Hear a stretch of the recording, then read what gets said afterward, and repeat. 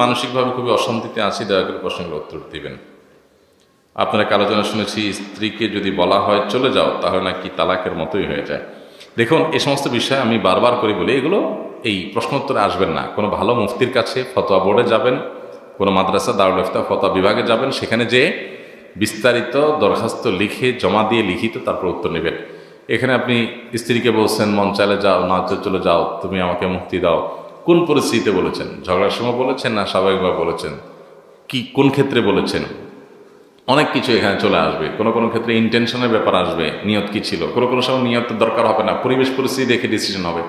এই বিষয়গুলো আপনি প্রশ্নের মধ্যে তো সত্য আপনি লিখতে পারবেন না। এই জন্য কোনো ভালো আলেমে, কোনো মুফতি ফতোয়া বোর্ড, এখানে যে পাশে মাদারনগর মাদ্রাসা ফতোয়া বিভাগ আছে, সেখানে গিয়ে আপনি ডিটেইল খুলে বলে তারপর প্রশ্ন উত্তর নেন, সেটা নিরাপদ। এগুলো এত সংক্ষেপে জানার মতো জিনিস না। আমরা সব কিছুকে সংক্ষেপ করে ফেলি, সব কিছু তো সংক্ষেপে জানার জিনিস না। আপনার একটা বিল্ডিংয়ের প্ল্যান লাগবে, আপনি এখন একজন ইঞ্জিনিয়ারের ছোটোখাটো খুচরা যে আলাপ সালাপ আছে, কমন প্রশ্ন আছে, সেগুলোর উত্তর দিচ্ছে, ওখানে একটা চিঠি দিয়ে দিলেন, একটা প্রশ্ন লিখে দিলেন, ভাই আমার 5 কাঠা জায়গা আছে, এই জায়গার উপরে 10 তলা একটা বিল্ডিং করতে হবে, আমাকে একটা প্ল্যান করে দেন। বিষয়টা কি এত সহজ? এটা কি প্রশ্নের উত্তরের মাধ্যমে দেওয়া সহজ? তো অনেক ব্যাপার সেপার, আপনার রাস্তার জায়গার পাশে কত ফিট রোড আছে, কোন পাশে কি আছে, কোন মুখে আছে, হ্যাঁ, এটার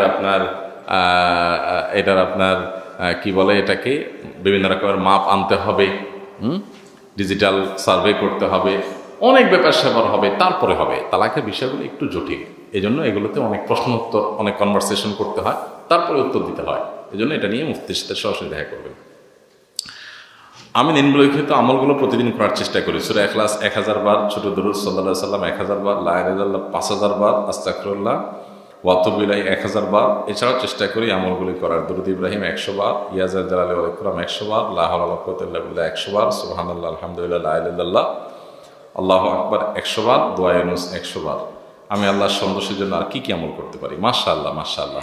আপনি দেখা যাচ্ছে ভাই, যেই হন না কেন, আপনাকে বলবো যে প্রথম কথা হলো যে আপনি যেগুলো নিজের জন্য আবশ্যক করে নিয়েছেন, কোরআন হাদিস এগুলো কীভাবে আবশ্যক করে নেয় আপনার জন্য, এটা আপনি মাথায় রাখেন।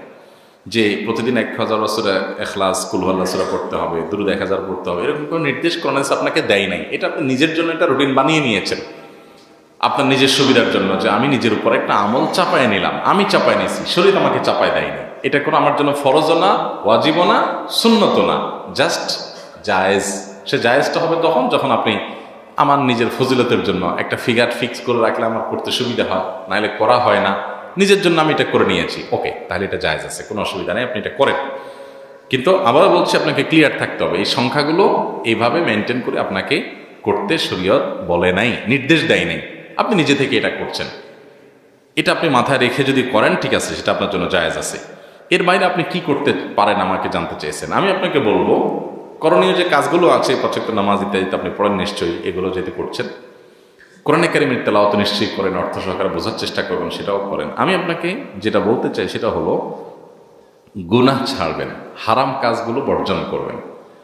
আমাদের অনেকেই আছি আমরা যারা সুবহানাল্লাহ আলহামদুলিল্লাহ, জিকির, কোরআন তেলাওয়াত, তাসবিহ তেলাওয়াত, দাড়ি, টুপি, ওয়াজ নসিহত শোনা, এগুলো সব করি, মাগার হারাম থেকে বাঁচি না।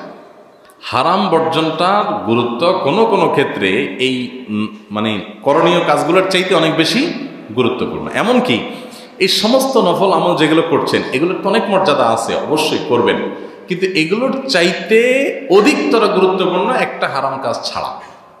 আপনার সামনে একটা হারাম করার সুযোগ আসছে, আপনি ওইটা যদি ছাড়তে না পারেন, তাহলে এই নফল আমলের কোনো মূল্য থাকবে না, অন্তত ওইটার তুলনায়।